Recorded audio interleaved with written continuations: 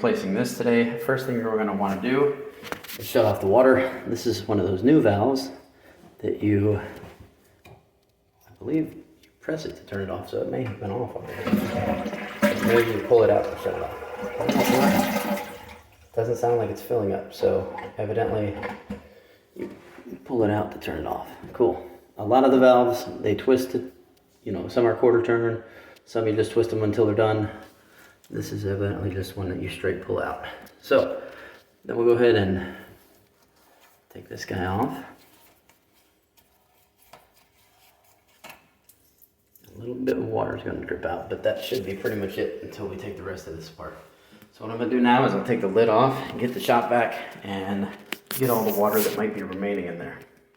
Alright, so the basin's been vacuumed out. We've got all the water out of there. So now, as you can see with this one, it's actually got only 2 screws on either, well, one on either side, as opposed to the last one I showed you. So what we're going to do is we're going to go ahead and take these nuts off of there. These are actually wing nuts. Normally you don't see that on these newer looking models. So we're going to go ahead and take these off.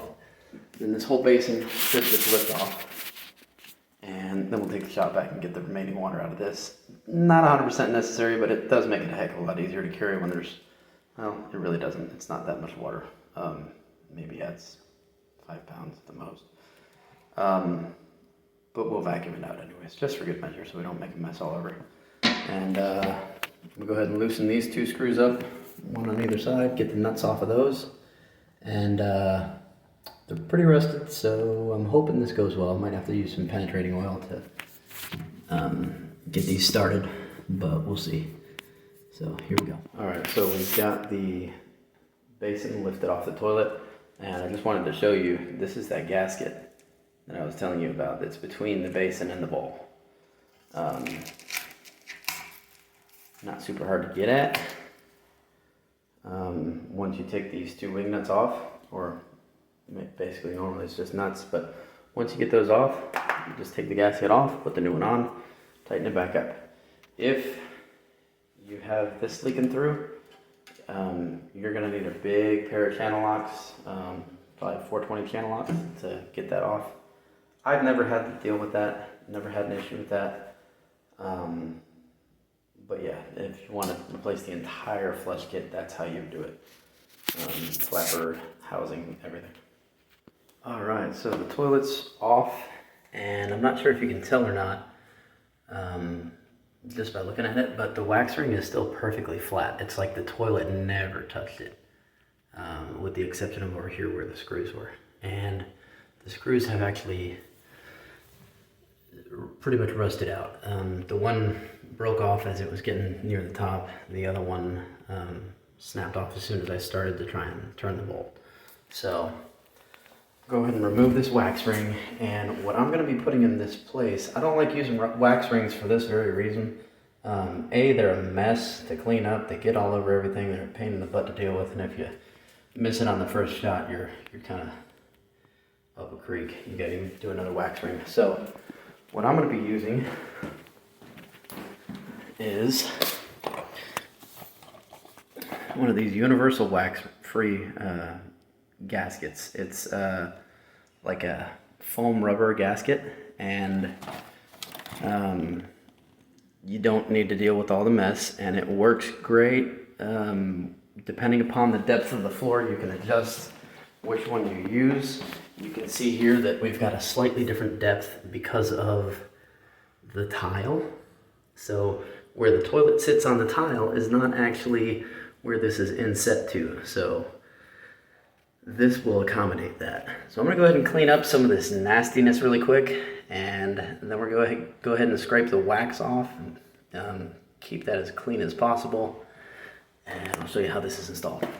Alright, so we've gotten this all cleaned up, and you see how there's a little slot here? It's really hard to tell on this one. I'm going to see what the other one looks like, but you're supposed to have a wider opening here, which you do, and then it narrows out as it gets further along.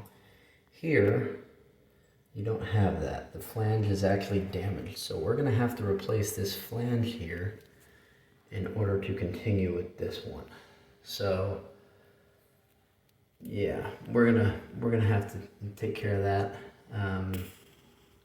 So I'm gonna have to go get another piece for that. But let me show you in a different bathroom that I'm also doing the toilet in what this flange should look like. All right, so this is actually what this flange should look like, where you've got little slots here.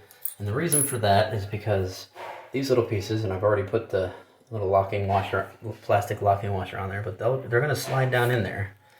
And then, see if I can do this with one hand. The plastic washer is gonna go there to hold that in place, and that's gonna keep that stood up straight. So, do the same thing over here.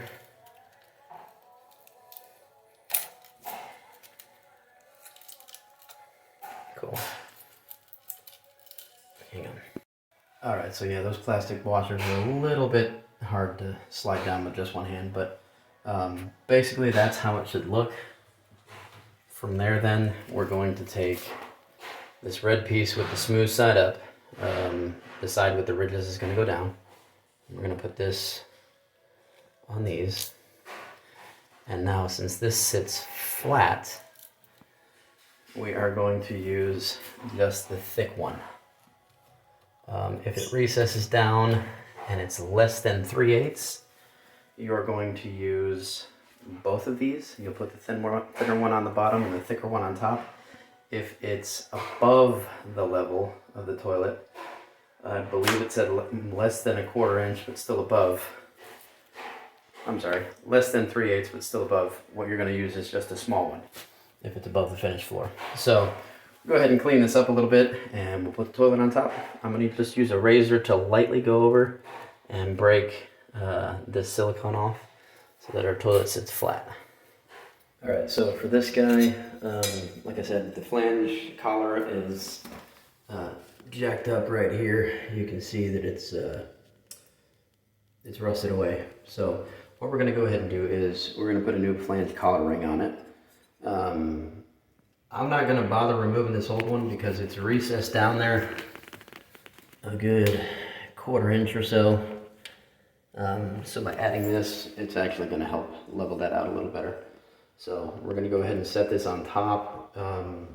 This has some little holes. You can't really tell right here where the holes are super good, so I'm going to have to clean that off. But then I'm going to just drill through those with some concrete anchors. Or some blue mold concrete screws, and we'll screw this this flange collar down into that, and that'll take care of it that way.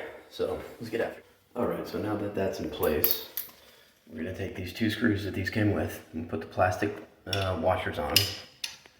And they're just gonna slide in there like that. And we're gonna use the plastic ring so that they can be held straight. And then same thing over here. Tighten the plastic ring down so they can be held straight. And then this gives you the ability to shift a little bit so that your toilet sits square. So now, since this sits flush, we're going to put this piece on with the ridges pointing down, and we're only going to use the thick one because it's flat with it. If it goes down less than 3/8, you're going to want to use both pieces. If it comes up, I believe they said 1/4 inch, you just use the slim one. But yeah, so we're going to go ahead, slide that on like so. Good. Now we put the toilet in place on top of it, and we'll tighten down these screws. So a lot of the toilets now come with these little caps that can go over the screws. So what you're going to want to do is you're going to want to look at this little plastic piece and see which side says this side up. You put that down on there first. You can put your metal washer. Then we're going to tighten down the lock nuts on there, and then we'll do the same thing on the other side. Alright, so the bolts are tightened down, caps are on. We went ahead and put these little rubber spacers, 2 on the front, 1 on the back that they came with. And now over here on the actual basin, what we're going to do is we got these 2 screws, the flathead screws that are on the inside, and then we got several washers and bolts. So what we're going to do with that, go ahead and reach in there. Oh, a little tricky to do with the camera in your hand. But let's see here. There we go. So we're going to do that with both of them. Then we're going to put the rubber gasket on here, or the rubber washer, whatever you want to call it. And then we'll put a metal washer.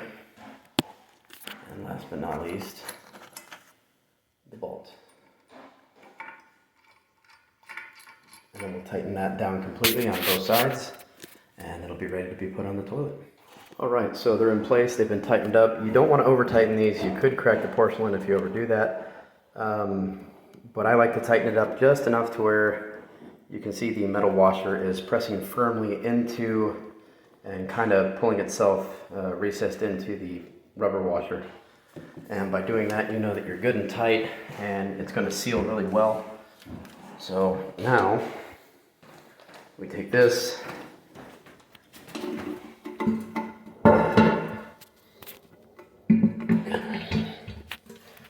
we set that on there, and it looks like the rubber gasket from the back came loose. So we'll just put him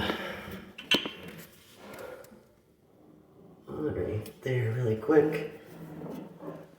There we are. Good. And we're all set.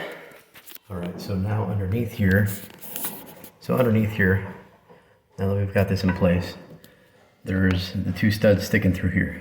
So we're going to put one metal washer and then this nut on there, this wing nut, and we're going to tighten this bowl in place to the basin. Alright, and then once that's done, we'll just take this water line and hook it back up. Sometimes it's easier said than done. There we go.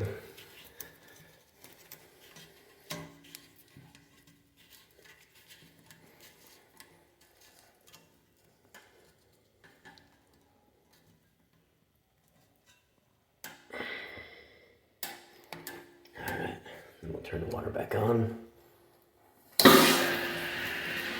Let the basin fill up. Alright, so now that the basin is full, we're going to go ahead and check for any leaks or drips. Back behind here. We're good underneath the bowl. We're good where the water connects. We're good here. And underneath here, we're really not going to see anything until we actually flush it, but it should be good. We tightened everything down all the way.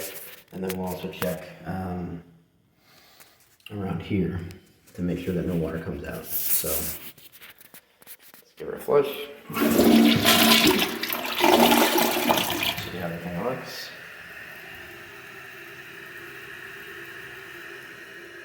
So far so good. Then obviously all you do is put the seat on. There's two studs that go through there. You've got a nut underneath to tighten it up. We don't have seats yet for these toilets, but not super duper difficult to do. So that's pretty much it. Thanks for joining me on how it's done. Go ahead and like if you want to see more content like this and want to get this out to more people to get it done. And have a good one.